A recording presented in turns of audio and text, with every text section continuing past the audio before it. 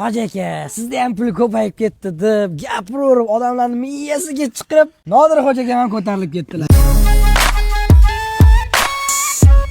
Videomiz kommentariyasi 100 ming like yig'sa, mana shunaqa bizga sharaf uchun narsa tayyorlab qo'yamiz o'zlar. Har bitta kiyim o'rtacha 100-200 dollar turadigan kiyim. 10 kun kiyganman uzoq har bittasini. Ha, lekin kiyilmaganlar ham bor. Mana oyoq kiyimlar kiyilmagan, mana oyoq kiyim mana kiyilmagan. soatlar tayyorlab qo'yibdi. Mana bunisini Shvetsariyadan olib kelganman. Mana bu Omega, mana bu Casio. Eting nech puldan bu soatlar? 50-100 dollar atrofida turishi kerak. Buni ham bilmayman, bu ham sovg'a bo'lgan. Mana adashmasam yo 250 yo 350 dollarga olganman. Olgansiz.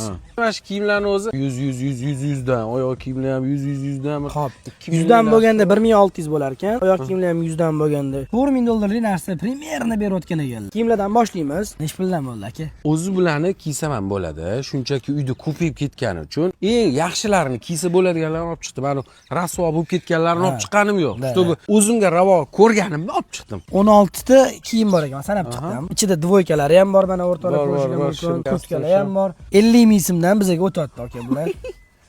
8 ming so'm bo'ladi bu kiyimlar. Xo'p, mana bu oyoq kiyimlarni 20 ming so'mdan o'tkazamiz. 20 ming so'm? O, mana bilasizlarmi? Uni Lamborghini, Brabuslarda kiyganman. O, Geliklarda kiyganman. Xo'p, aka, mana bunaqa qilaylik. Mazaq kiysin aka.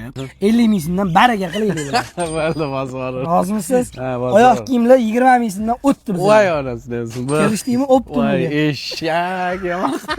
3 ta soatingizga bunga nech pul beraylik o'pish uchalasiga? 100 dollar berman shu uchun. Uchalasiga 300 ming so'm, 100 ming so'mdan bizga o'tdi aka. Bo'ldi.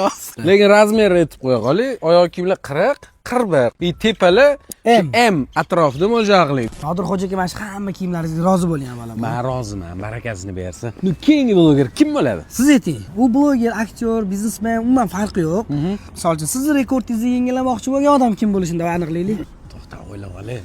Voy, qiyin. Kimni qiynasam ekan? Dijitega oldiga bordilar? O'zi planimizda turibdilar o'zi kakras. O'zi bor. Tuning House Dijitega kelishdi. Tuning House Dijitagani kommentariyaga maksimalni belgilab keting. Dilshod aka. Sog' bo'lasiz endi. Yaxshi deb ko'rishaylik.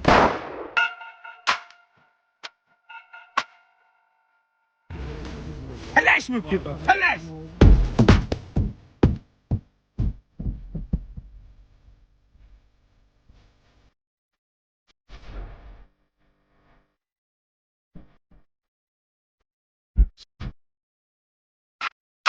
Hammaga rahmat kattakon, bizani shunchalik qo'llab-quvvatlab, mana shuncha odam keldi. Nima deydi? Narsalarimiz sal kamroq, sizlar ko'psizlar, narsalarimiz mana oxiri tugadi.